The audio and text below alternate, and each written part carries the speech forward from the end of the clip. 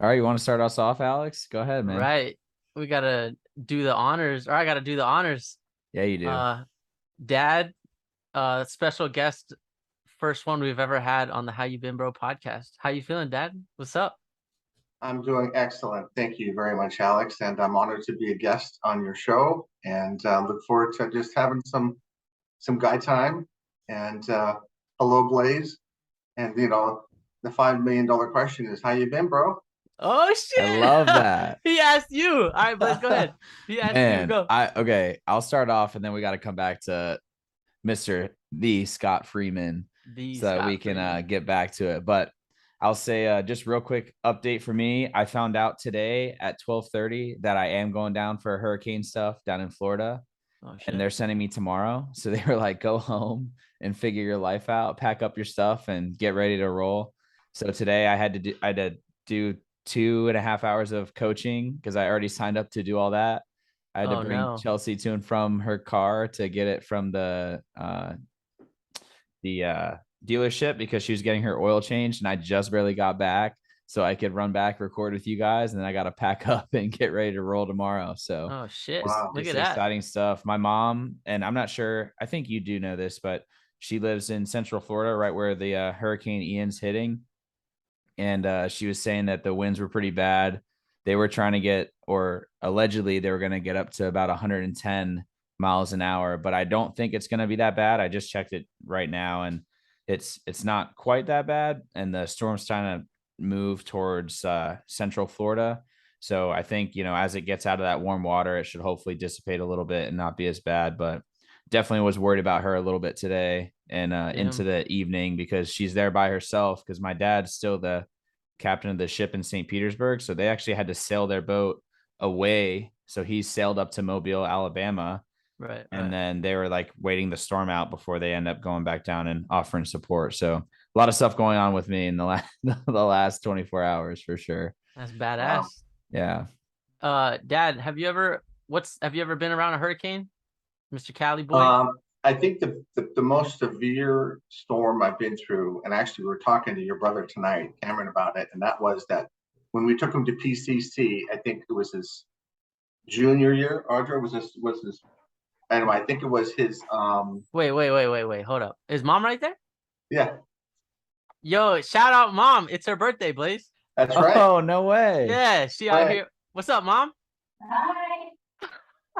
How funny. She didn't want to What are you come being on. is Rogue like did you put the dog away so we wouldn't hear the click click click on the floor? She's here. She's chilling. You got the whole fam right there. Okay. Sorry to Yeah. interrupt. I just, happy birthday, mom. I was gonna call you after this. Yeah. This does not fulfill your requirement to call her, by the way, Alex. Oh, You not still at have to all. do it. Not at all. Dad, did the birthday card come in? Do you know? Let me check. Did Alex's birthday card come in to you? No, that's okay. Mail's late. She said it's late. Oh shit. I sent it last week, Monday. That's That's that messed Hawaii up. mail. That's why. Yeah. Yeah. Okay, sorry. So your PCC for the guests, Yeah. right? That's So anyway, Florida. So we this is arrived. relevant. We arrived, as you know, we've arrived in New Orleans, rented a car. It was late at night, and we drove all the way to PCC. And it was so bad that we were the only ones on the road. Debris flying everywhere. And of course, we're stupid. We have no idea that we're driving into either a tropical depression or one hurricane. And we ended up when we finally got to the Gulf Coast at the hotel that you used to work at, the Oh Marriott. shit. Yeah. Spring Hill There was Suites debris Marriott. Shout out everywhere. Pensacola Beach. Yeah, and our room was flooded. It was pretty Oh Oh crazy, man. no. but it was gone the Shit. next morning. So Okay, well, here, how about this? Just because it's relevant to natural disasters. Tell us about the the earthquake. What's the earthquake, the famous one that the you night lived before, through? right? Yeah, the 94 quake. So Blaze, we were just talking about how, we're from Cali and we have certain natural disasters compared to other places. I mean, I don't know about you, Blaze. I've lived and experienced like earthquakes before. But yeah, what was that like, Dad? Do you want to talk about that? Yeah, it was pretty traumatic. I don't do well with earthquakes, and I'm sure your mom. Yeah, she's laughing at She's me. laughing, yeah. Uh, He said, little bitch. No, just kidding. I like.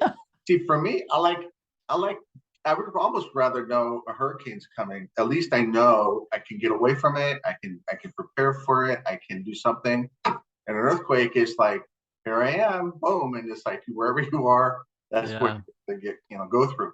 So it was in the middle of the night. Cameron was a baby, maybe 3 months old, and it felt like somebody took the house, picked it up, and threw it down on the ground. I mean, just like a one-time motion, just like a bam. Yeah, that was the majority of the first part, and then it was through all the wavies that happened after that. Mm-hmm. And your brother, my brother, he had a far worse experience. Oh yeah, is it? Yeah, go. Yeah. Go okay, so I don't even want it. Yeah, it's all you. You go.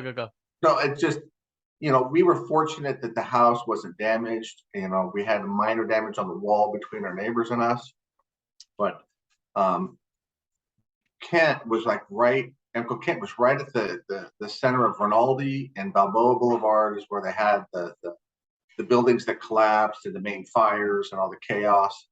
And he was, he's kind of the mad scientist. So he was always doing things in his kitchen. So he had all of this like polyester resin and paints and chemicals and all this stuff. So when the earthquake hit, all the cabinets opened and all that stuff fell down on the floor. Oh, and all shit. this We got a laboratory. And apparently, I think I recall he was naked. Yeah, dude, that's literally what I was gonna say. Was Mom used to say, "Don't ever sleep naked," because one time Uncle Kent had to run out of the house butt ass naked during a trying to clean up the mess. It was not good. I thought you were gonna forget that. I thought you were gonna leave that out. I'm like, that's talking about chemicals. That's the best part. That story, but yeah, he actually had. Your mom's reminded me he had to steal Amanda's baby blanket to cover himself up. That's awesome. I can add another one in if you'd like to hear this other. Oh, dude, yeah. I got one earthquake one. Ironically enough, we were living in Maryland at the time, and we actually had an earthquake hit us in Maryland, and I want to say it was like a 5 or a 6, so it was like pretty. It was definitely enough for you to feel it, and it's very abnormal there. So I'm downstairs and my brother's upstairs. I have no idea what he's doing, and I'm watching TV, and all of a sudden, like everything starts to shake in the house. I'm like, what the hell? I'm like thinking I'm delusional. And then lo and behold, like my brother yells down. He's like, "Is that an earthquake?" And I was like, "Yeah." He's like, "Dude, I'm pooping. You got to grab the TV, save the TV." And he's yelling downstairs for me to just go and hold it so it doesn't like fall over. But that's shout awesome. out to Talon too, holding it down, making sure that we save the important things, the TV. Of course, so to that, on a more serious note, so Blaze, you read the 15 Principles book, right? Like that's something that we've talked about before. One of the principles in there, remember, is it's just stuff. And that just made me think about Dad. Remember that whole principle came from how LA were so prone to fires. And the whole concept was about being materialistic, and how I remember watching my dad and my mom like during this time where in the valley it was so dry and the fire was creeping up, and there's crazy videos of like fires jumping on freeways and shit. And even the most recent one, remember, people were like, it looked like people were driving through hell on the freeway. I'll be sure to like find that photo, but just remember that, Dad, you guys were like having to figure out what was important, what you should take, what you should leave. Well, you don't remember this then, Alex, when the fire, I remember it was probably 98, the fire, or maybe 97, 99, but the fire came all the way across the reservoir and came up across the street and burned the palm trees across the street at Dodd's house. Oh, so we had the fire department in front of our house, and I'm on the roof. John Rass came over. We're taking the hoses and trying to hose off the roof, and we're like, we had to go. It's like, what do you take? And I'm running around grabbing a computer, like there's all our files and there's pictures and things. Since then, we have like a go bag of important documentation in our safe. Listen, Blaze, my dad's a G. That's not all you got, homie. He stays strapped. He got hella stuff. Don't put that out. Don't put his business out there like that. Pull up to my dad's house. He's gonna drop your ass, man. Pull up. Give him the Addy. I try to warn the bad guys by putting a lot of NRA stickers around the premises, so maybe they'll get the message, Maybe I should think twice. What a clown. What should we say? Yeah, we got ARs. We got, what's up? Let's put it out there. Don't fuck with my dad, man. Man, all right. I don't want to get too off topic, but I do want to kind of come back to, somewhat of an origin story for Scott Freeman. I know, like, for some people listening, they probably want to know, like, kind of what he's about, where he's from. You can go as far back as, I don't know, as you want, I guess, where you're born, how you grew up, just some kind of information about you, so that in even I'll get to know you a little bit better like that. So I'll leave it to you, Scott, to take And it away. yeah, and to that, Dad, too, I was thinking of like talking about BMW. Like, I don't know if you want to structure it based off of like where you were, but I mean, even just how you transferred from BMW to grandma and grandpa's company. I mean, you got quite the story for sure. All right, we have about an hour, right? So, okay, so I'll do my You best. good? You good? Chilling? No, I'll try to give you just an abridged version, but at the end of the day, I've been very blessed. And, Alex, you would sent me a text the other day about kind of things we may talk about. And I've been really pondering the first question, like, if you died today, would you be satisfied or with whatever accomplishments you may have achieved in life? And I'd say, for the most part, I'd say yes. Now, how I got here is a whole nother story, because I grew up with a blended family. I have a brother and a sister and two brothers, and one brother's natural, the sister and the other brother are from different fathers. And so my parents split up when I was 10 in 1972. Then I went and lived in a house in Glendale, Pasadena. I lived in a basement when I was 10. Let's do quick math. 10 years old, 72. Shout out, Dad. He's gonna turn 60 this year. That's right. Oh And yeah. so, to many more. And so I've been to, like, I think I was 12 schools in my lifetime. And so it was a difficult time educationally, try to, do something with your life. But, I kind of was started from a very not very well-off family background to, like, making my own way. And I was doing pretty well in my life. And then I decided that I like to take things apart and put them back together again. So I decided to, start tinkering with bicycles. And my first job, when I think I was about 12 years old, I was assembling bicycles from junk bikes, kind of like what the homeless people do today. They take bikes out of it. Yeah, he started it. So that's what I was doing then. And then I just liked doing stuff like that. So I decided to try it in the automotive field, and I started working on cars in the mid 70s. And I was doing pretty well. I went to work for my sister's husband's business. So he had a partner, and these were a Frenchman and a Moroccan. And so that was a whole weird experience. But Blaze. We were shady. successful. And what happened was, it was called European Motor Connection. And they got into it and they split up, started their own businesses. So I went with my brother-in-law, started another business in Van Nuys called Azran Motors in 1984. By 1987, we had a thriving business, body shop, everything was going great. And they came to work one day and he says, "Hey, Scott, this is the new owners. Say hi." And the first thing the new owner said is, "Hey, Scott, we're the new owners and you're making too much money, so we're going to give you a pay cut." So then that was the writing on the wall. I got to go find something else to do. So at that time, I was just starting to date your mom. And so I started Scott's Independent Service in 1987. Yeah, hell yeah. And that was really bad, because I didn't know what I was doing. I used all of my goodwill and trying to develop lines of credit to get a building, to get the equipment I needed to start the business. My mom came to work for me because I needed help. Wait, how old are you? That's something I brought up recently with you, is that, like, I'm 25 thinking, like, yeah, I want to start a business, blah, blah, blah. Like, help us understand, like, Blaze is 27. You're 28, Blaze, you said? No, I guess then I would have been about 26. Okay. Yeah. And so we started the business, and even, your mom helped me, and we, started from scratch, and we survived for about 3 years. And I realized, I had no capital, I had no reserves, and all it takes, you really want to start a business in that line of work. It's hard enough, but you really need about 3 years worth of reserve just to develop your clientele and develop just how you do things. And if you don't have enough money, one thing goes wrong, one of your mechanics breaks something and you have to pay for it, and then you have no reserves, and then it just snowballs, and the next thing you know, if you don't have enough work, you can't pay the rent, you can't pay your staff.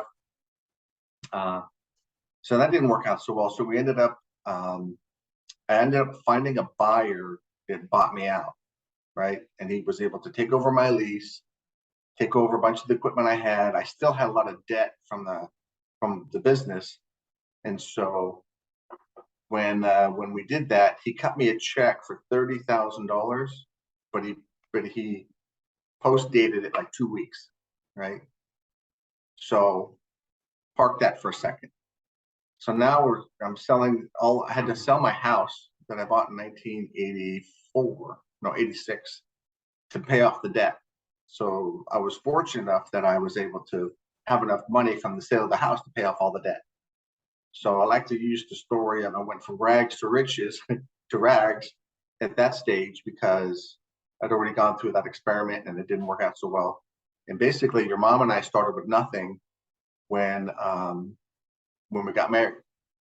So the business is gone. I quit the business with the guy because I went to cash the check and he had stopped payment on the check the same day he wrote it. But the ironic thing was that I knew someone at the bank, and they told me that the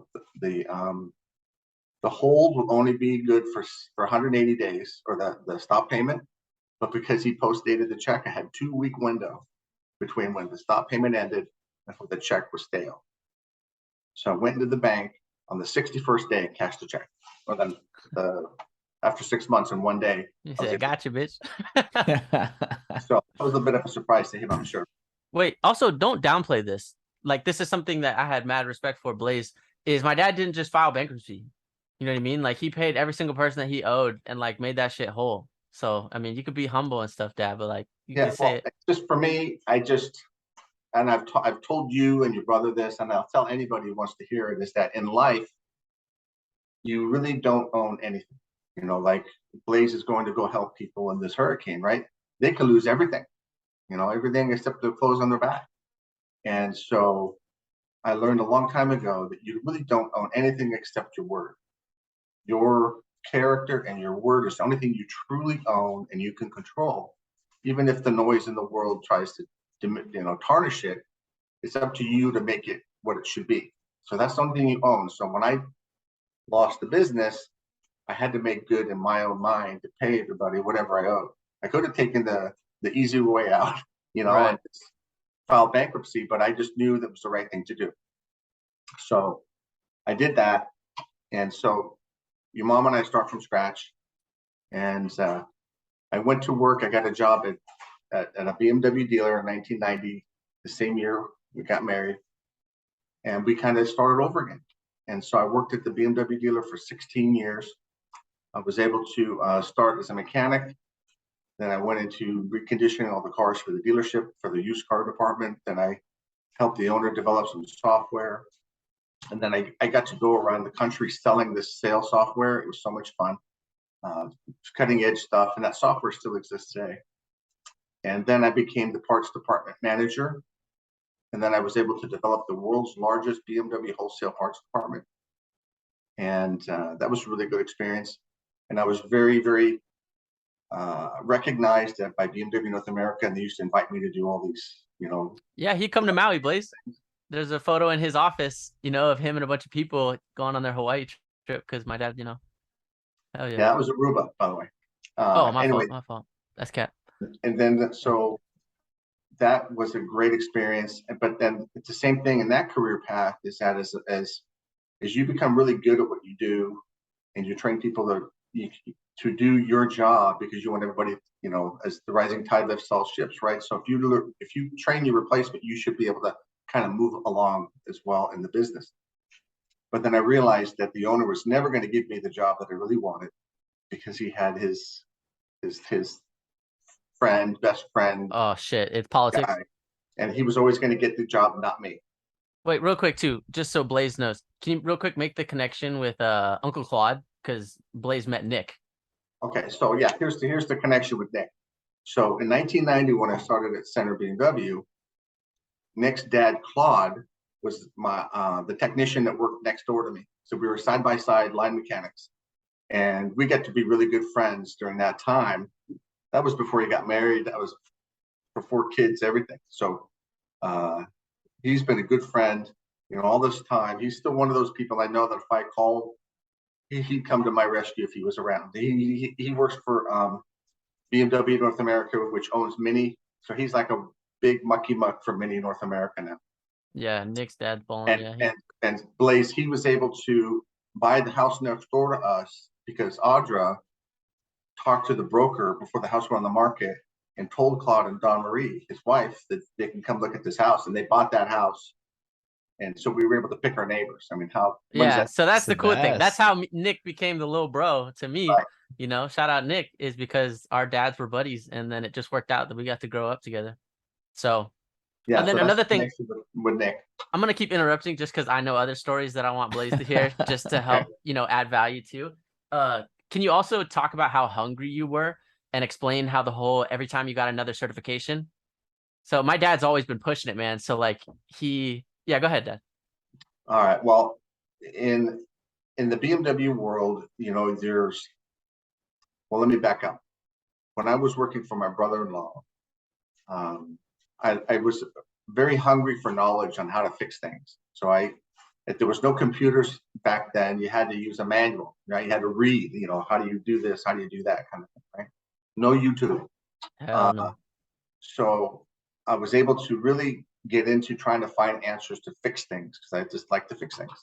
So I also knew that I could make more money if I learned how to be a pollution control mechanic, or how I can be a master mechanic if I took all these courses that would give me more certification or acknowledgement that, hey, I know what I'm doing.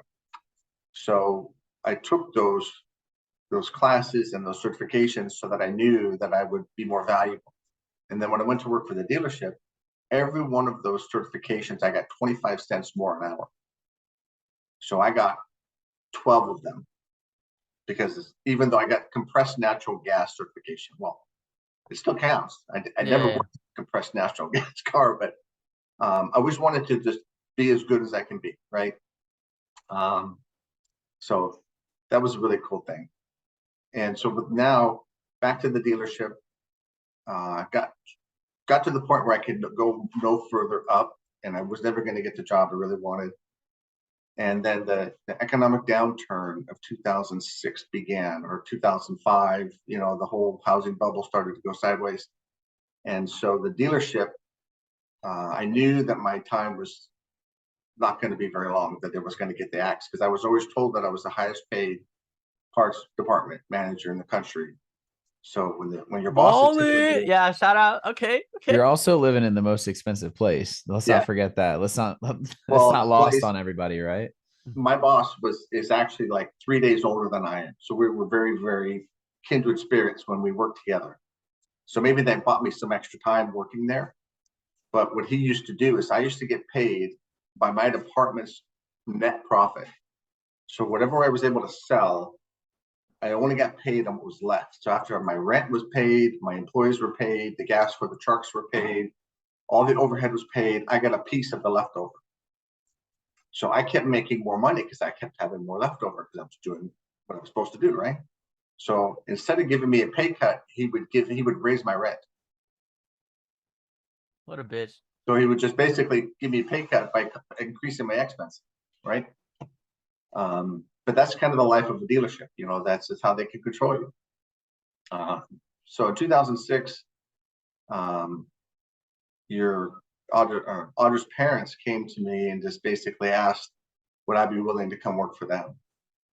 And so I took the advantage of that offer because I realized that I wasn't going to last at the dealer, and the job I had, there was only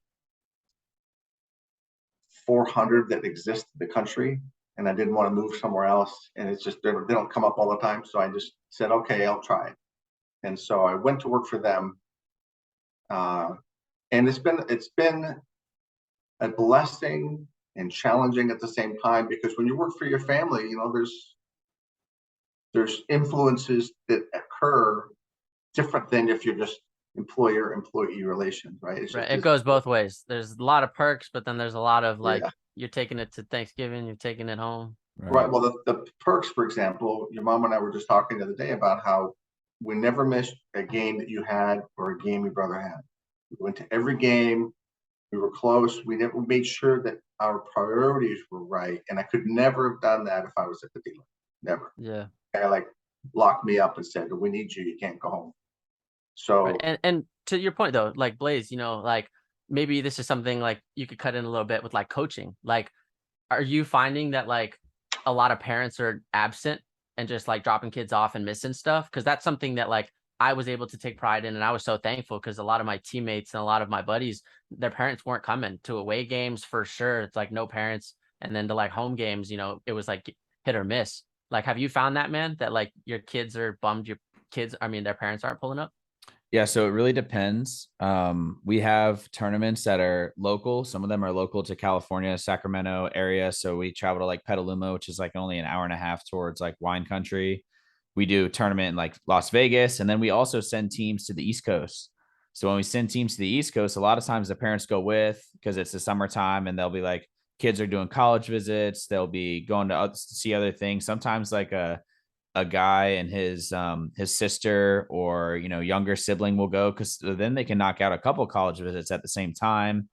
But it is interesting that some kids end up going all the way to the East Coast for 2 weeks by themselves, because the parents are too busy working or whatever the case is.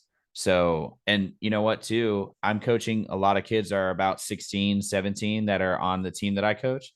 So a lot of those kids just get their license, and they're at the age where like, oh, they don't want their parents to drop them off at sports, or maybe they don't want them to show up and hang out at the games. They're starting to kind of rebel. And you can't tell a 16 or 17-year-old a damn thing because they won't listen to you.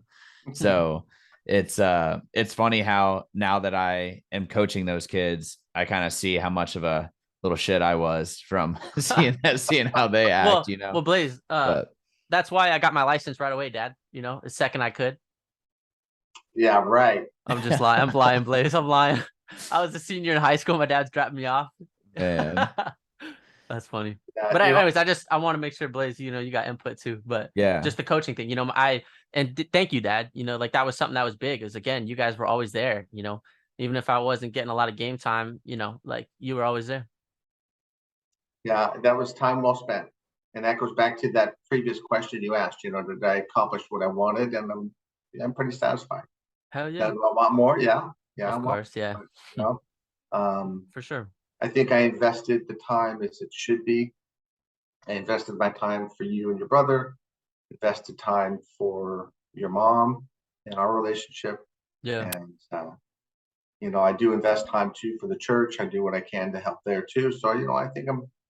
Well, I'm tell happy. Blaze. I mean, Blaze doesn't know this. Like, think about how many hats my dad wears, Blaze. So my dad is the director of a business. He's a father. He's a husband, right? He's a son, but like he's a part of the school board for the high school I used to go to. He's a deacon in the church. He's volunteering to help flip pancakes for the men's breakfasts. And like, yeah, my dad's always been like that, and I respect the shit out of that. And I see a lot of Jasmine's mom is the same. I like I'm not with you anymore, Dad. We're doing long distance. So I see you and my mother-in-law. So, think about me talking and venting to you, Blaze, about like wearing all the hats and feeling frustrated. Like I look at my dad. I mean, my dad's had insane amount of responsibility for a very long time. So, he's a real G on how much he's able to handle and balance. And he did a great job being a dad. And he has. It's one of the principles. What's that principle? I got 15 to guess. Which one? Shit. Sayers and doers? Sayers and doers. There you go. Yes, Nice. sir. 1 for 1. So I Yeah. guess this is kind of related to you wearing a bunch of hats and having a bunch of different responsibilities. And we'll just kind of roll on with, I prepped a couple of questions that I wanted to ask you and kind of ask you off the cuff to see how it went. So, you can take a second to think about it if you want to, but I'm sure you'll have something figured out pretty quick. And real quick, Blaze, just so he knows, Dad, you see how that says there's 10 minutes left? Yeah. So Blaze will send us another link after this, and then we'll just do it, and we'll do another one. And then also, if you like stutter over your words or you want to rephrase, I edit this after. So Okay. literally you could halfway be like, let me change what I want, just so you know. So like he's going to throw something on you and just, go with it. Yeah, no pressure. You got it. You'll hit it out the park.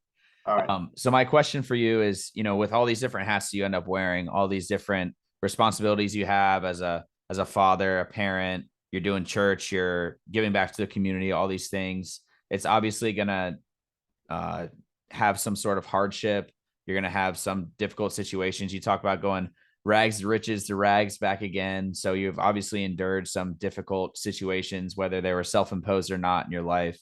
And my question is, when you go through those times, how do you find yourself going through them? Like a natural tendency that you have? Do you close off? Like a good example is Alex and I recorded on, what was it, Monday, Alex, that Yeah, 2 days we ago. hopped on.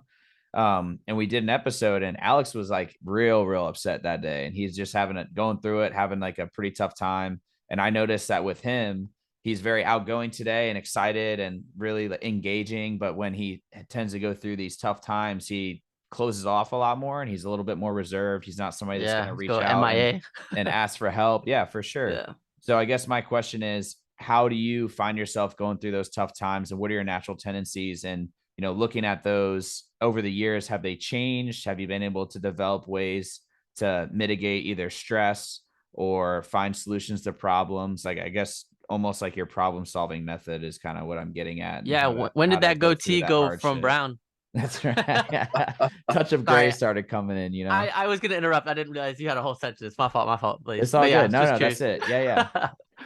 That's a really good question. And, I find for me, when I was younger, I was a little bit more hot when I was struggling or stressed. I would be more um, visually upset, and I would take it out on other people. But in all honesty, I think that, when I hit kind of like the pinnacle of where I thought I was successful in life, where I used this testimony before, where, I thought I had it all. I had, the 2 kids, I had the beautiful house, I had the beautiful wife, I got the good job, everything was great. And I don't know if Alex shared with you or not, but he wouldn't be here if his older brother had not died. Yeah. I mean, if you want to So when touch his on that. brother died, that really reset kind of how life was for us, obviously. So during that time, I really think that for me, God was a great salvation for me, because that gave me, I could put my trust in that everything is going to be okay, and I wouldn't be worried so much. In today's world, everyone's always worried about stuff, and when you put it to God to like let Him handle it, just everything's going to be okay, and not stress about things, that kind of helped me go through troubles and trials and tribulations. Because in my work, and as you said, I wear lots of different hats, and I get stressed, and I have to do all these things at the same time. And I just say, look, I trust God's going to make sure and get through it. And I don't stress anywhere near like I used to stress. And do I get stressed? Yes. Do I get eye migraines sometimes because I've got so many things going on? Yes. But I get through things because I know that it's in His hands, and it's out of my control sometimes. And I'm not gonna sweat the details. I'm gonna worry about the big stuff. The little things, they're not gonna bother me as much. And now I'm about to be 60 soon, and it's like, when you get to older, it's like, it's not worth the stress. It's not worth the worry about, this isn't going to work out, that's not going to work. So you just do your best every day, and everything will take care of itself. And every day you wake up, you get another new day, and just enjoy the day. So you never know what tomorrow brings, So you find yourself, yeah, for sure. So you find yourself, I guess, putting that in faith as kind of, I guess, a blanket term that I'll use to highlight what I think I'm kind of hearing from that response, which is excellent. And a lot of people have different ways. And my other question was that faith that you found, did you use your church community in that way to lean on them in those times of hardship as well? Did you vent to your wife or maybe your kids in a difficult time, or were you kind of going through that yourself and wrestling with that through your own, like I'd call internal dialogue, to where you're working through tough times or hardships in your life? Well, obviously during that time, we weren't going to church and all that. We didn't really start going to church until after Devin had passed away. I mean, actually, it's ironic that we're so involved in the church today, because it was Alex's grandma who told us about this school had having an open house, and we had already made the decision that we really wanted our kids to go to a private Christian school instead of a public school, and so she led us to that place, and through that ministry of the school, we met a lot of really, really kind people, and just the Holy Spirit called us into trusting in Christ and not being so worried about life as much. Not doing, we're not perfect, and it's not that we don't worry about things, but it's not like what a lot of people do worry about today. I mean, you had a before and after. The church was very supportive, and that's kind of where we became really good, close friends. My best friend is John Rass, and John Rass came and visited us after we started going to church, and we became super tight friends, and we've been friends since 1997. And so that relationship was bore out because of the relationship with the church. And we were just very fortunate to find a similar family with like values and just super nice people. And so it's a little bit of everything there, Blaze. It's part of the church community who lean on each other when times are hard. But at the same time, it's a little bit of an internal thing. I tend to do things a little bit more subtly for my stressors. Some people, you could tell they're really stressed, and they will verbalize that a lot more, or you can tell physically by their demeanor, kind of they're just, you don't want to talk to them right now. But yeah, our faith has really blessed us, and our marriage for that matter. So, not only did you deal with the stresses of life, but because of our investment in each other through learning how to be a good husband, a good wife, a biblical way, that has blessed our marriage to the point now where, we've been married 32 years last month, and we're having the time of our lives right now because we've invested in each other, and we'll continue to do so. And that probably wouldn't have been as strong now as it would have if we hadn't found that path. Yeah, that's all really good points. Again, talking about all the life experience you've had, I like to think that you'd would wish that you could talk to your younger self now, to be able to give yourself some sort of advice, whether it's good or, general advice or something in particular. Do you have something that you would like to say if you were to meet, a 25-year-old Scott or a 21-year-old Scott? I'm right here, bro. And yeah, exactly. And you can, give them a piece of advice that you wish you would have had. I'm just curious as to what that would be if you had to pick one thing. Well, there's several different kind of categories of that advice, right? So, I think for me on the personal level of owning your own character, I think that's been something that I've already kind of known, and I've always kind of been that way already. So on the relationship side is, never burn your bridges, I think is something I'd remind myself when I was younger.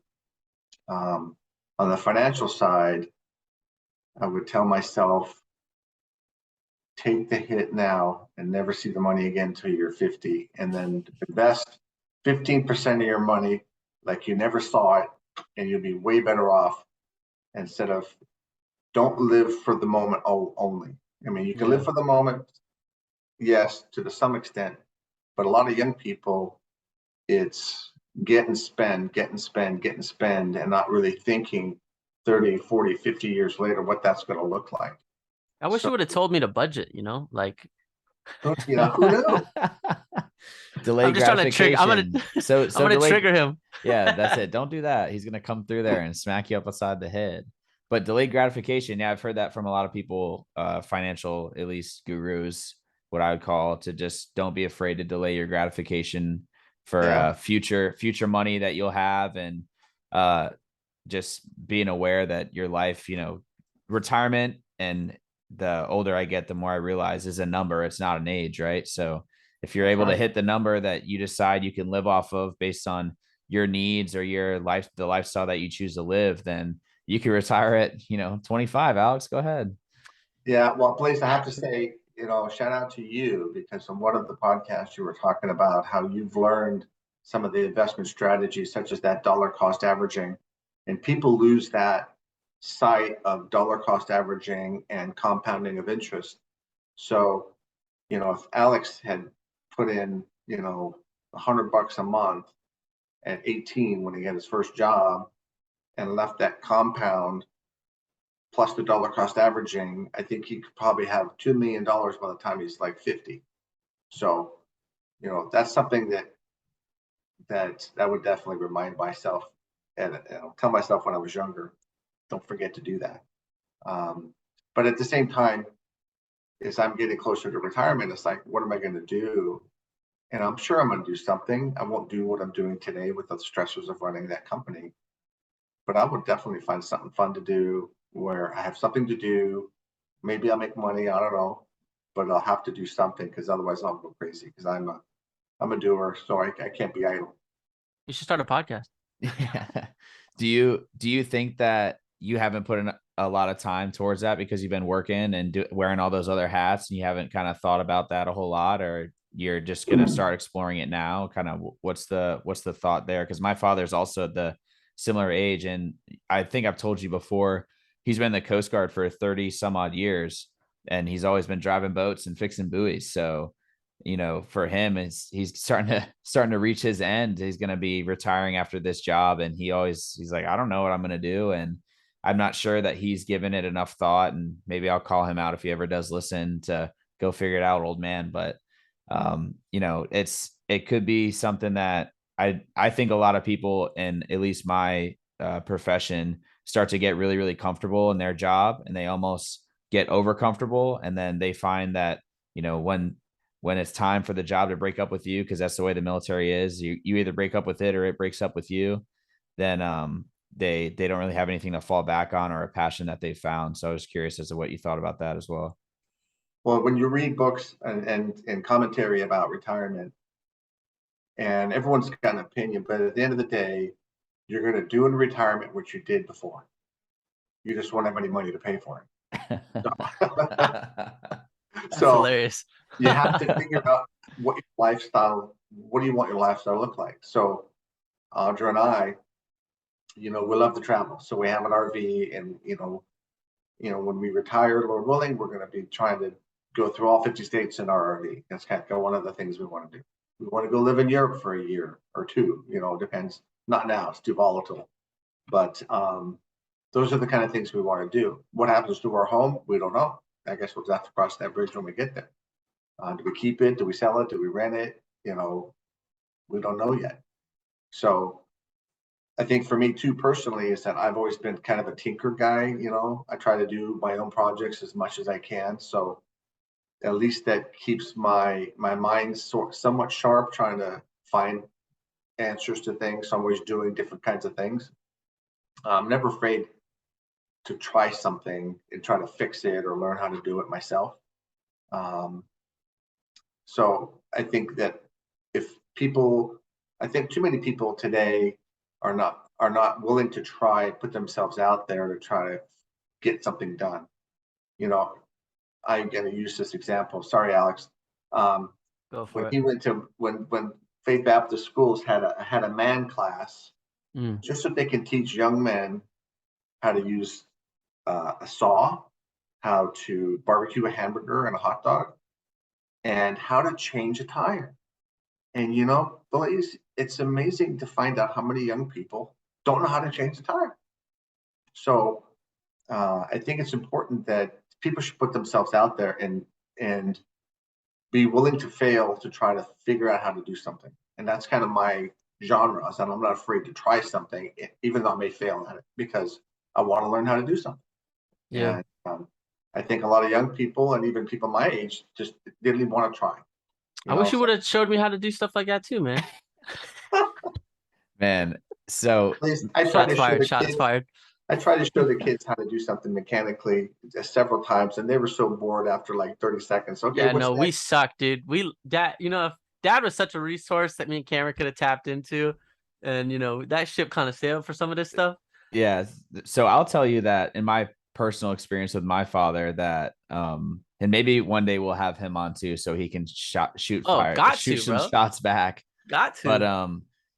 I think when we would do the same thing, he'd be like, "Hey, come outside and help me bleed the brakes on the car." And I'm like, "Okay, sweet." But all Blaze was doing was holding the light like this. And Blaze wasn't doing anything besides being a gopher and going to get tools and figuring out where they were in the toolbox and holding the light. And I think it's funny that when I'm instructing or teaching somebody nowadays, I always think back to that. I'm always like, man, do you want to hold the light? You want to turn the wrench? If you're the teacher, it's really, really beneficial to let somebody else turn the wrench. They might do it poorly. They might fail. They not be able to do it at all. And it might take way longer than you doing it yourself. But I always think back to a 10-year-old Blaze where I'm just like, man, seeing there, just like, I'm so bored just holding this light. I'm learning nothing. So I was really not motivated. And I did mechanical engineering in college. Like I obviously am interested in how things work and all that. But for me, it was a very different time when that call came to come out and do a project. I was like, Right. oh, I don't want to do this at all. What you got going on Saturday? Yeah, You said, nope. yeah. I'm like, I'm gonna be not present that day. I'm Well, busy. I don't know, Blaze, if with your military career right now, I'm sure you're not really putting roots down on like buying a home or anything. But when you do go to that level, that's going to bring a whole new level of things that have to be done. Being a homeowner, you're Cut going him to be off, Blaze. you're going to be doing lights. You're Cut going to him off. be roofing. Oh, let him go. No, I He actually has a bought the house, house dog. in Sacramento. I don't know if I told you this before. I guess Blaze's I big didn't, boy but moves, Dad. yeah, Come I on. bought it at the beginning of 2020. I bought my house up here and Oh, I didn't know you had the house. Okay. yeah, So you Say want yeah. less. Say less. Come out, my boy Blaze. Man, no. Alex came up. He knows As I that it's said, big brother small. moves over here, man. He knows it's small and dainty, but I try to get my foot in the door and hopefully pay myself eventually, maybe rent it out, maybe sell it. Who knows what happens when I move out of here. But yeah, we're talking about Florida too, Dad. Blaze is out here considering what the next move is for the next property. Yeah. So, don't come at him like that. No, I'm just kidding. So I wait, real quick. I bring that up because when you own a home, you got to fix stuff. You don't want to be paying $200 to have someone do something you can do yourself. Oh my gosh, working the plumbing company. Yeah.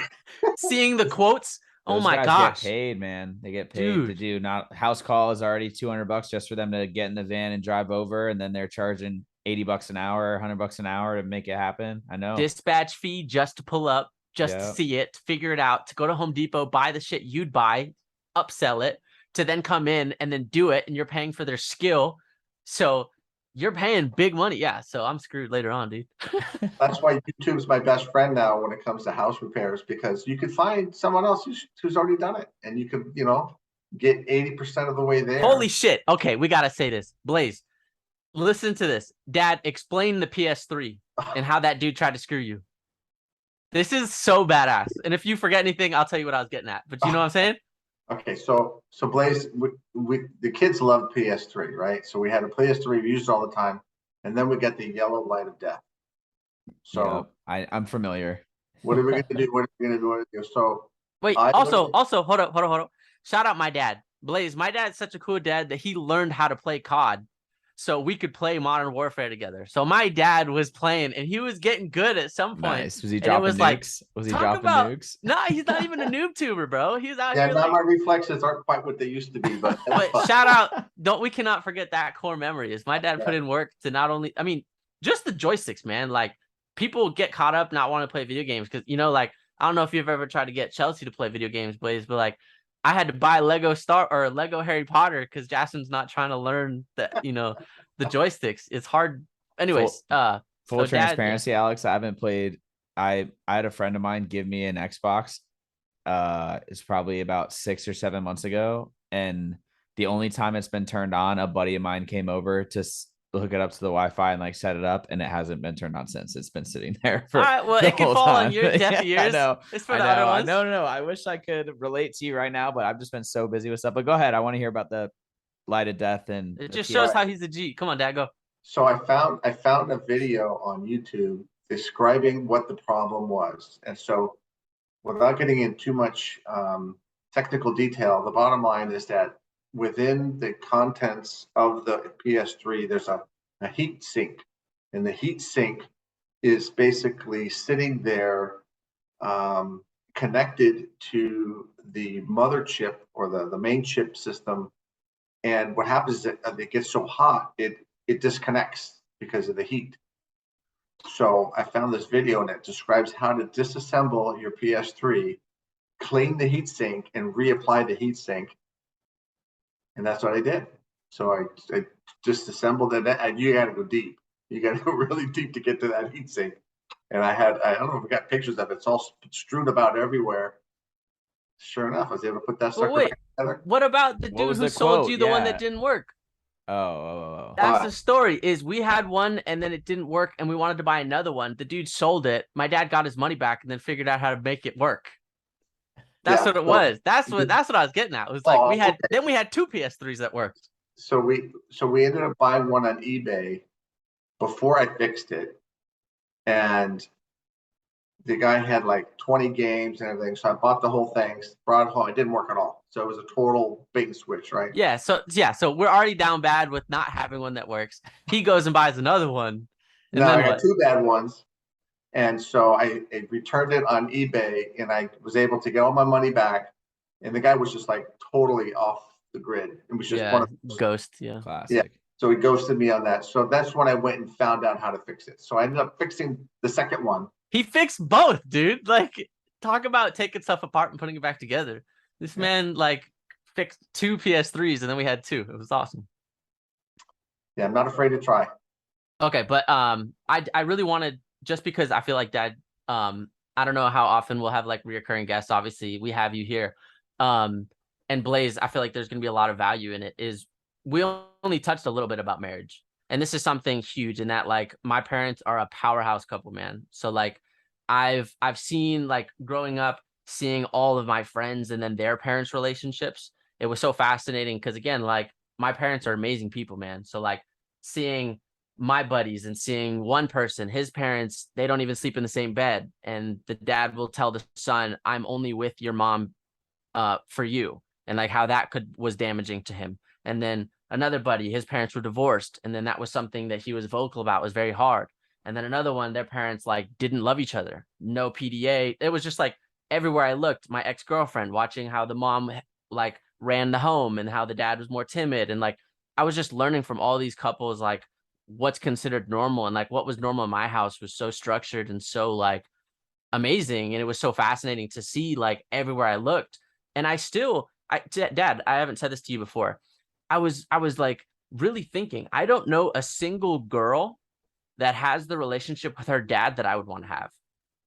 And it was so interesting to think, you know, like none of the girls that I know have like close relationships with their dad. And then I'm thinking like how close I am with you. And like, I'm thinking like, imagine if we'd had a daughter. Just, it's so weird because I want the marriage that you have. And, you know, like I want to be a dad like you eventually. So skipping the kid part, like talk about like investing in your marriage, you know, like that's something too, you know, like the 5 love languages book, Blaze. I don't know if you've heard of that or read that, but like it talks about, you know, like the love tank, right? And how like you constantly have to be putting stuff into your marriage. And it's like, is your love tank dry? And the more you put in, the more amazing things will come of it. So I just want Dad, like any open-ended, you know, you talk about church being a big part of it. Like some bullet points I'll just throw in for you is like the Sunday school class, right? You go to the couple Sunday school class every Sunday where objectively somebody's critiquing your marriage. Sometimes it applies to you, sometimes it doesn't. It's beneficial regardless. You've encouraged me to, and Blaze, I don't know. I mean, obviously you're not married, but like there's like a Zoom link, you know, like they've been sending it to me. The time difference is a little tricky because I got to be up at like 6 a.m. to watch it. But that's something that I've seen benefit my parents' relationship. And it's like, even if it's talking about like your husband's super stubborn or he's mad at you and something, you could like sit and hold your girl's hand and be like, thank God you're not like that. So it's like, no matter what, it's good, because if it doesn't apply, you appreciate each other more because you're not like that. Or when it does apply, it's not coming from your partner, and it's not like, hey, you need to fix this. Like, I didn't say it. The pastor said it. Another thing, right, is like the marriage, like you would go to conferences, right? A lot of it had to do with church. I mean, if people aren't plugged into Couple church, retreats. couple retreats, right? That's something too. I want you to talk about Saturday mornings on the swing. Like, you guys put in so much to like make your marriage work. So I kind of want you to talk about that. You just gave All so right, many spoilers, though. You just took all of his thunder. He had all I these wanted things him that to say he's- it. I want him to say it coming from him. Okay. So in addition to all that, so Yeah, right. He got more. So here's some of the fundamentals of what I believe is a successful marriage. Now, when we got married, we were nowhere near the level of love and relation and respect we have now. But through time and learning, after we really started to go to church and the Sunday school class about how to be the right kind of husband and the right kind of wife, the fundamentals are really know your role. The husband, by God's design, is supposed to be the leader of the home, and it's the wife's responsibility to respect him, but it's his responsibility to protect and provide. So they're equal, but they have different roles. So it's important to know the role of the husband and the wife. Then there's the role of the love languages. Find out what it is that your other half needs to know that you love, respect, and are there for them. For Audra, it's touch. Her love language is affection and touch. So I know that that's what's going to make her feel secure. So when I make her feel secure, by default, that means that she will respond to me also because she knows that I'm committing that is making her feel secure. So this is perpetuation of investing in what I know she needs, and not always expecting a reciprocation there, but just knowing that investment is in my love bank, right? So I'm making a deposit into my love bank. It's a choice. Love is a choice, in my opinion. You choose to love your spouse. I choose to wake up in the morning and love my wife and choose to do things to make her life better. I choose to protect her and provide. So those are things that are helpful. Another thing is that if there's some friction in your relationship, sometimes we put these block walls in between us, right? So instead of tearing down a wall dividing us, you're putting things on the wall to make you more separate. So we learned a long time ago is to knock down those walls. Don't even let them be built. So that way we don't have that division from each other. And just invest in each other. Like on Saturday mornings, that's one of our, we work together, so we see each other every day. We commute together every day, but at the same time, that's work. It's not always about our time. So every Saturday morning, we'll have our coffee, we'll sit out in the swing, and just, even if we don't talk, it's just investing in each other. So, and the last thing I'll say on that front is that the world will have you think that you have to give 50-50 to make sure everything is equal and balanced. Well, I challenge that, and it's more of 100% each. So that way, everyone is going in the same direction 100% of the time. And it's not like, well, you did this, so I'll do that. No, it's just you give 100%, right? So there you have it. I would, sorry to interrupt. This is the first time too. I'm gonna get better at not interrupting. I'm getting excited hearing stuff. Listening to you talk about like touch with mom. I feel like that imprinted on me so much, is that I've always been like that. Blaze, I'll hug you. Like, I'm affectionate with people, like guys, like friends, Jasmine, whatever. I didn't know any moms slapping their husband's ass, dude. My mom, like, shout out mom. She was always the fun one, like kissing my dad in front of my friends. Like, this was like it's the same behind closed doors in front. So like I always knew my parents loved each other because they were so outward about it. And it was always just funny because my mom's totally like that. So my mom's over here grabbing my dad's butt, you know, like making my dad uncomfortable in public. Like they have a really fun relationship. And this is something too, is Blaze, like seeing my parents, I'm sure you've seen it. A lot of marriages, right? As soon as the kids come, it's all about the kids. Like everything is like, it's not, the couples lose each other a little bit because they're so focused on the kids. And then all of a sudden, when they're empty nesters, it's like they don't even know what to do. They don't know And each other anymore. yeah, and knowing that 50% of all marriages fail, and then 70% of second marriages fail, and it only gets worse. So like before me and Jackson got married, you know, it was a really big deal to me because again, I've had such a good influence on what marriage should be. Me and Jackson were reading the premarital books. I think I've touched on this before, Blaze. And it was crazy because it's like, would you get on a plane knowing that you had a 50% chance of dying? Nobody would get on that plane. You know, that's way too high. But that's literally what it looks like going into marriage, is that it should be a big deal. And you should know that like you have like 50% chance of it failing. So seeing my parents still having fun, that's the thing that like brings me so much joy, is that like my parents would go to the gun range for a date. My parents would go to AMC every Tuesday to go on a date. They're hanging out with each other every Saturday morning. Like I've always looked at having all these friends, and I've had a lot of groups and stuff. And it's like, now that the dust is settled and college is over and like I'm in Maui and I don't have a lot of friends, it's like my dad's best friend was my mom. And it's like, I've always had so many friends. And it's like, now that everybody's away, it's like Jasmine should be my best friend, right? Like that's the person that I should be with. So seeing my dad and my mom still to this day have such a fun relationship, I'm constantly comparing other people's relationships, not even on purpose, you know? So just shout out to you guys for sure. And like caring and continue to care. And, you know, shout out mom, of course, you know. But that's just something that, you know, I respect the shit out of you for. And I struggle. And Blaze, I talk to my dad all the time, you know, like asking for advice on stuff. And, you know, my dad's always just like, make it right, you know, like even if it's not your fault, make it right. And like I struggle with pride, you know, I struggle with you know, the concept of giving 100 is if you're given 100 and they're not, you're thinking about that, you know. And something I'll be transparent about, and I'll double check with Jasmine if she's wants me to like edit it out. But for me in my marriage, something that I struggled with, and my dad really helped me with, is keeping score. And Blaze, I think I told you this privately, is that I looked at my life and my relationship with Jasmine over the last 7 years as how much I did for her. I got kicked out of school, went back to LA. I saved up, figured out how to move to Florida for her. So I moved back for Florida for her and for school. And then I got, it didn't work out. And then she left for Maui. So then I left for Cali. And then it was like, I moved to Maui for you. And then it, you know what I mean? Like it was always like, at what point, and my dad, this is what you said to me. You said like, what could she possibly do to even the playing field?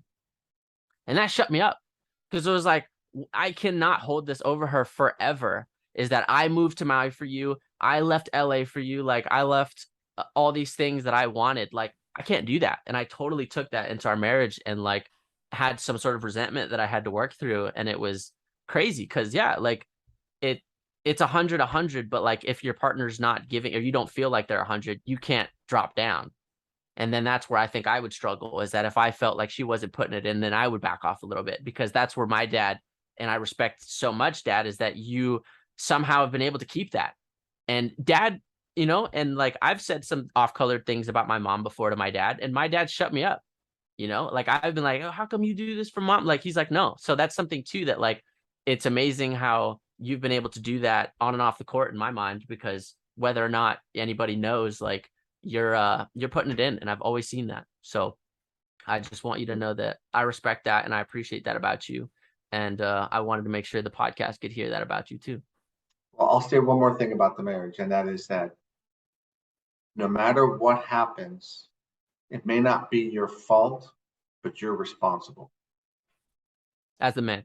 As a man, as the head of the home, even if it's not your fault, you're responsible to find the solution, or find a remedy, or find a better outcome, because that's your role. And that goes back to the role. I mean, I know that I'm responsible, and I'm okay with that responsibility. So if I made mistakes, absolutely. And do I get it right every time? Not always. but at least I know what my role is to try to find that solution when things are not going right. It's a lot of good stuff, man. Right. No, and I'm Yeah, telling you, my even dad. just in a relationship, and you and I have talked a little bit about the point you hit on too about keeping score and doing all these other things, and it's just it's nice to hear another perspective because all my cards out on the table. My parents didn't really talk about that type of stuff with me when I was growing up. I know I saw a healthy marriage. That's for sure the case because they definitely love each other very much, and you could see that all the time. But were they giving me counsel as far as like when I'm in a relationship, how to deal with certain things? Was that something that we talked about openly while I was growing up? Definitely not, you know. So it's something that I think is pretty interesting. And both of my parents were also, and I think I've told you this before too, is they were both divorced before they met each other. Right. So they both did have a failed marriage. And to this day, and you know, maybe one day I can like pry it out of them. And maybe it's probably, you know, my own fault for whatever fear of what they would say, or maybe they wouldn't be open to talking to me about it. But just asking like, hey, what went wrong, or what were you not prepared for maturity wise, or ready to do for that person.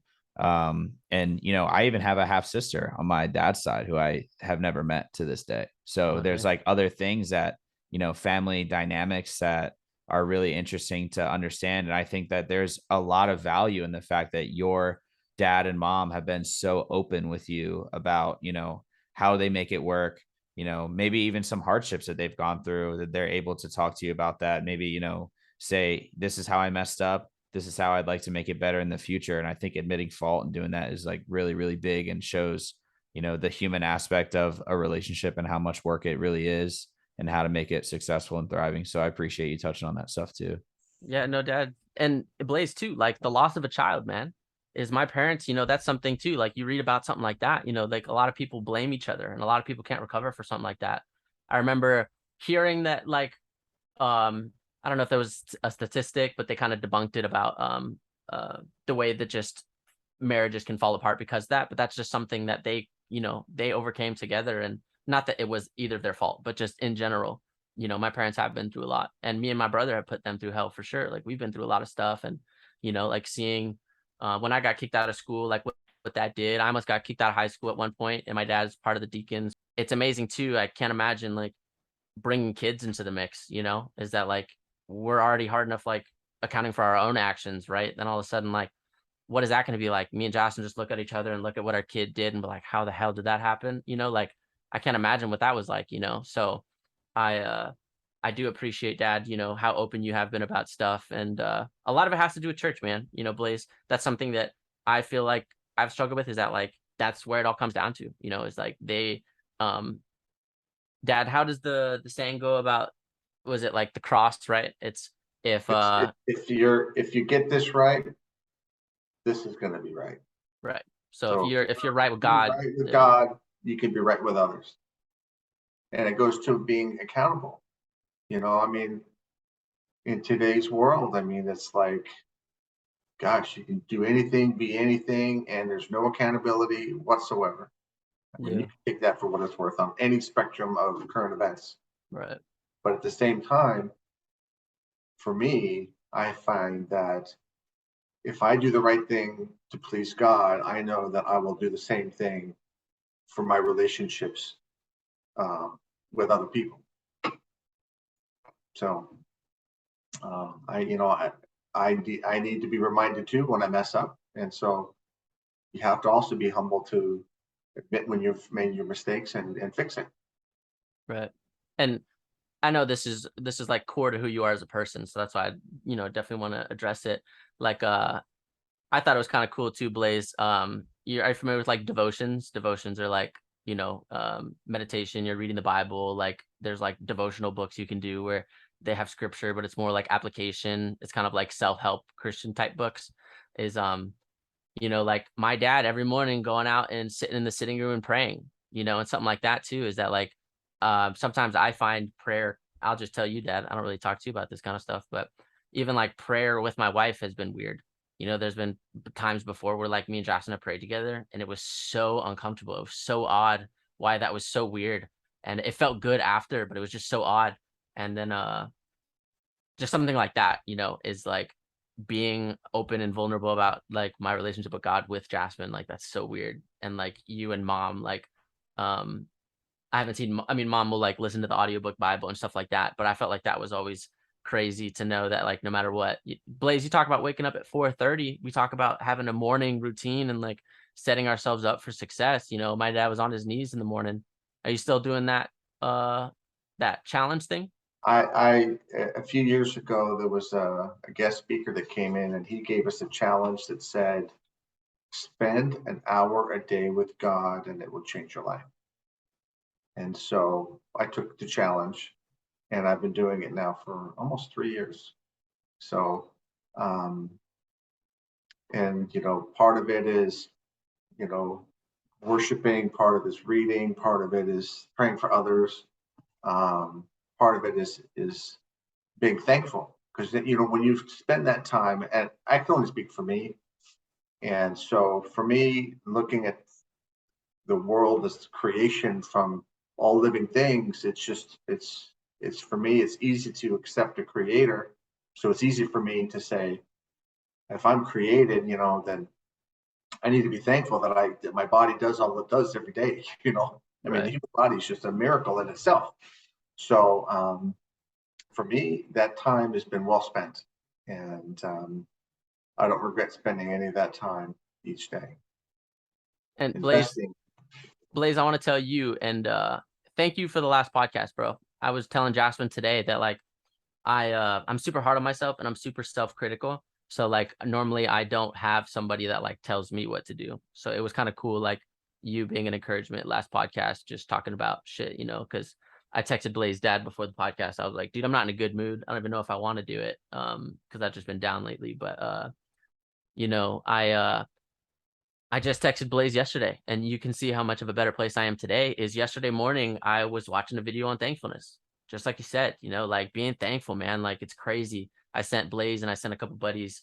I really respect my little group, man. Like even though we're not together, Blaze, like I got you, I got Hen, I got Kyle, like my buddy Doran, right? Like just people that are like trying, like really like focusing and like caring and being mindful, and like it's so easy to go through the motions. So that little TED talk or whatever I sent to you guys, like it was huge, so like whether it's waking up and working out, Blaze, and you're getting your mind right, you're getting your, setting, being intentional, like all these things are huge. And obviously just this vein for you, dad, is clearly like it's Christian, it's religious and whatnot, but it's like waking up early and doing all that, man, like it's amazing. And today, I was up at 5:30 or I was up at 6:30. I edited the podcast, I uploaded it, like I had a great day at work, and yesterday was a great day. And it was like, just being thankful just changes everything. And Thanksgiving is in 2 months, but like that thankfulness book I read changed my life. And it's amazing how much we default back to normal life. I went to El Salvador on a missions trip and I broke my heart and wanted to be on fire for God. And I was so thankful for my life. And I go back to LA and I go back to normal, and you forget, and it's like you read the marriage book, right? Me and Jason have listened to the 5 love languages book. We read the book, we did it all together, and then we go back to normal. It's just amazing how like you really like life is so challenging, and like there's so many things that like will get you off your routine or make you forget, or like it's amazing that like waking up early is like, I told Cameron, I was like, rolling out of bed, you're already like fighting the day. If I'm waking up, immediately showering, immediately getting ready, immediately taking a Jason, like no time, no thought, no, like when you're rushed, it's amazing how just waking up and being able to take your time, you actually have time to think. I don't roll into bed and I'm waking up at work saying I hate work. If I wake up and read and do my thing, I'm ready for work. You know what I mean? Like I'm ready. So, I think that probably has so much to do with you and your success, Dad, is that you're setting the day off right every day. Yeah, and I think Blaze has got the same mental, I guess, fortitude to do things deliberately. And that's why you're getting up early and investing those times to get those things to where you want them to be. And like you said, Alex, it does set the day much better when you've had time to process, to be awake, and to be refreshed, instead of just like you said, up, shower, out. And I think a lot of people are in that rut where they don't do things as deliberately as they should, because they're I can't speak for others. I can only say that I can assume that maybe they just stay up too late because that's more of a priority to, maybe to have a nightlife versus a morning life, or I don't know. I The find 5 it, a.m. club, right, Blaze? That's yeah, right. 5 a.m. club. I love 4:30. that. Blaze beat us 4:30. Shit. Well, your Uncle Dave gets up at 3:30 in the morning. Well, he goes to bed Yes. at like 7 o'clock at night. Well, I tell you what, I was just thinking, I was like, man, it's already like almost 8 o'clock over here. I'm about to have to let you guys go so I can go eat and pack up before I have to fly out. We can wrap up. And Blaze, I want to tell you though, I respect the shit out of you too, bro. I haven't really said that out loud. I mean, I'm sure you kind of inferred that, but just know that, dude. And I, talk about the Bible. Iron sharpens iron, and That's I right. look at you as iron, right? You are who your friends are, who you hang out with, like you hang out with motivated people. So just know that I respect you, dude. And like I appreciate what we got going on here, man. Yeah, same goes to you, and same goes to Scott over there too. I really appreciate having you on too. It's been really great. I love hearing perspective. You may draw from a different source that a listener may draw from, or Alex or myself do, but it all kind of comes back to a couple key principles that I think you can really take away. So I appreciate both of you guys for sure. Well, I appreciate you, Blaze, and thank you for your service. And I really hope that that when you go back in the field on Florida, that it won't be as bad as we hope it won't be. But appreciate you going out there and serving. Thank you. Yeah, absolutely. Well, shout out you, Dad. I love you, man. All right, love you, son. Hey, got one news flash for you. All right, make it quick. Go. My truck came in today. Oh shit! Send me a photo. I'll put it on the next post on Instagram. I'll see your car. All right, but I love you, Dad. Love we gotta that. go. We gotta close this out. Success, man. Put it in the books. This is the first guest number ever. 8. Best number 8. one. We did it before 10 too. That's my hero right there. Shout out Scott Appreciate Freeman. you guys. Love it. Thank you. Much love, Blaze. Safe travels. Yeah. Bye-bye.